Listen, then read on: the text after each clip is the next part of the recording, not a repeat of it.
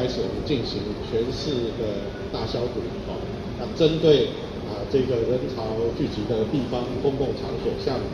车站、公园、医院还有这个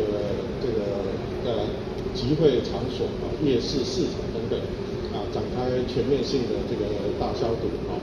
那我再三强调，就是说我们现在要做的工作，就是预防这个病毒进入到我们的社区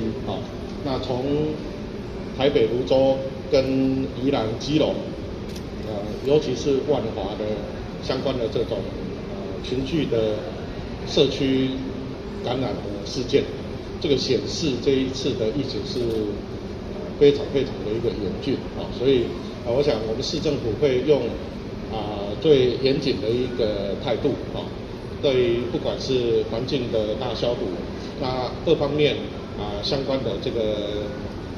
加严措施的一个升级我们也希望说民众出门务必要戴口罩然后减少不必要的这个到公共场所的一个空间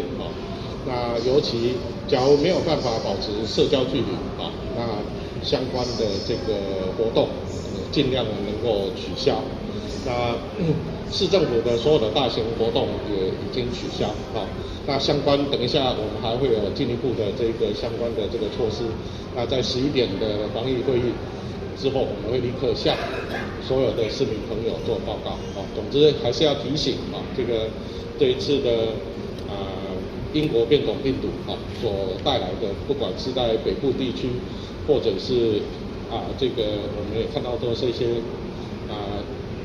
接触者或者是群聚都会有零星，譬如说到其他的这个县市的这些活动的这个足迹所以我们一定会严格的把关要做好相关的这个防疫的这个工作。那也务必再次的提醒说，市民朋友，假如没有必要的活动那假如没有办法保持社交距离、戴口罩、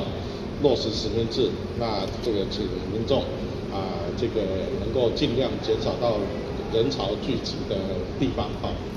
你有话想说却苦无发声的管道吗？你对事情有不同的见解却无人倾诉吗？年轻学子们站出来说出你们的想法，让我们听听年轻人的心声。闹变风下强力征求学生辨识，只要你敢说，我们就敢要。赶紧拍摄影片，然后发送到我们以下的信箱，就会有专人跟你联系。还有，别忘了订阅我们闹变风向的 YT 频道，按赞，开启小铃铛，就不会错过我们精彩的辩论哦。各位朋友，闹变风向，敢嘴就来辩。